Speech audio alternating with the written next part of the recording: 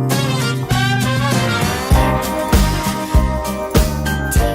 Salam Alaikum, Asif, and thank you so much for being on the other side with Fariha and Talat. Very, very privileged to have you on board. As a start, we've got a huge audience. A lot of them are, in different careers, in different kind of places in their career, some in 5 years, 10 years, 15 years. So, what they'd love to hear, I'm sure, from you is a little bit about your journey. You're not, all your life you haven't been in the auto industry, but so tell us a little bit about kaise shuru hua, or how did you actually start getting interested in the auto industry? How did you land up here? So tell us a little bit about that as a start. Over to you, Asif. Firstly, Fariha and Talat, thank you for having me. It's a pleasure to be here. Fariha has been speaking to me about the show, and it's indeed a pleasure to be here. The auto industry started off really in a very strange manner. It was not planned, that's one thing. After working here for 10 years in a company called Pakistan Oxygen, I went to the US on a fellowship, on a Fulbright fellowship to do my MBA, came back and was looking for a job. Friend of mine said Toyota is looking for people, and he sent across my resume. We met, and it all worked out. So even though after an MBA, I did not want to get back into an engineering oriented job, I ended up as the head of production and production engineering for the. So it wasn't planned at all, and unfortunately, no regrets either. It's been a wonderful journey, a very fantastic journey, in fact. And setting up an auto plant in Pakistan, Toyota, there was only Suzuki in those days. It was very exciting. And this is the early 90s. And our plant was the 33rd Toyota plant globally. So it was actually a privilege putting it up with the help of Japanese. I tell you, the learning was monumental. Japanese people coming, we going there, working with a giant like Toyota. Toyota wasn't exactly at the top of the world in those days. It happened later, but it was still a phenomenal company, which gave birth to some of the fundamental concepts of not only auto manufacturing, but most other things like Kaizen, like Toyota production system, a whole lot of other things. So it was sincerely a pleasure.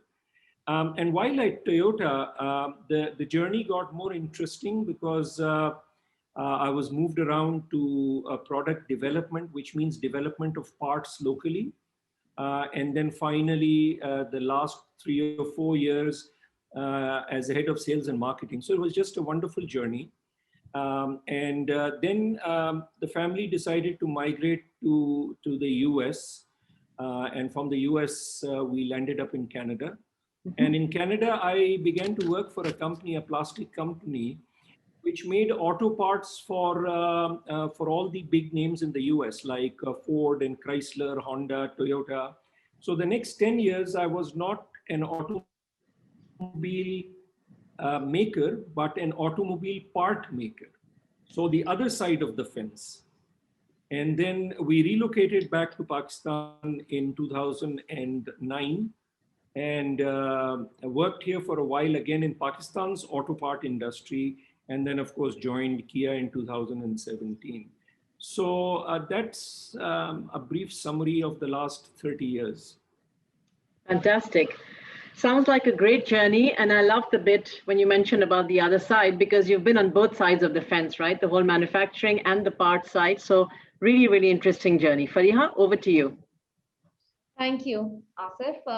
So the second question is, what are the skills and competencies required to be successful, and particularly in the automotive industry? So what kind of people should join and they do well in this industry?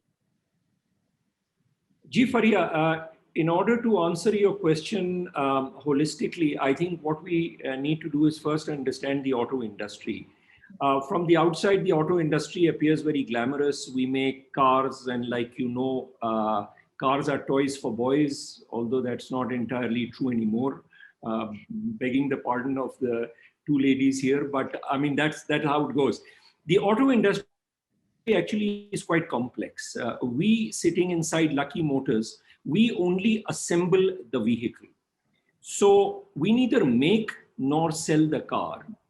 We buy our parts from vendors. And when those parts come in from our vendors and our part suppliers, we assemble the vehicle and then we give our vehicle to our dealers who actually sell the vehicle. So our suppliers are actually the manufacturers of the parts, and our dealers are actually the people who sell. They are the face of the organization. We are simply the assemblers and the technologists in between.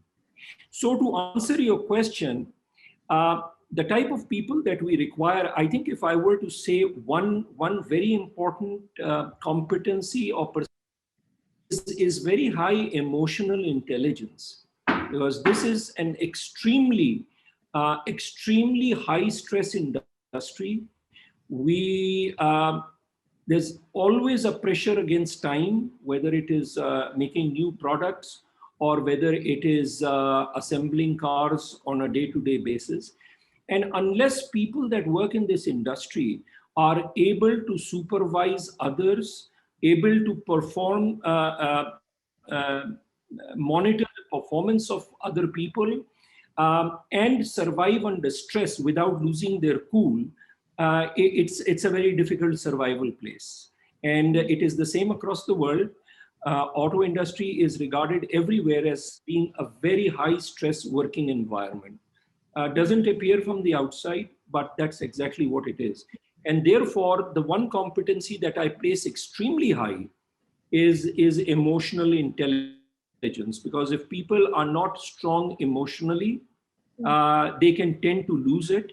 And there's no point in losing it when you are under stress and then having to, of course, there is a teamwork, team building, and collaboration. There's an extreme amount of collaboration, because on one hand we are collaborating with our suppliers, on the other hand we are collaborating with our dealers, and in between we are collaborating with 3 or 4 very, very critical parts of the factory, which are the weld, the paint, and the assembly. So those are what we require: high emotional intelligence, ability to work under stress, monitor the performance of other people, work and collaborate with people. So I think those are basically the type of people we require. And many we are able to find, and those that we are not able to find, we convert them internally. So we have a very strong conversion process as well, because if you actually don't run, then most people just leave themselves if they are unable to handle the stress and the work pressure, workload. Thank you, Asif. And I think it's great insight, because I actually thought, the engineer so hardcore. मेरे ज़हन में soft तो बिल्कुल नहीं आया when I thought of automotive industry. So great insight. Talat, over to you. Yeah, great insight, Asif. Thank you so much, because So yeah, exactly what Fariha said. It's all.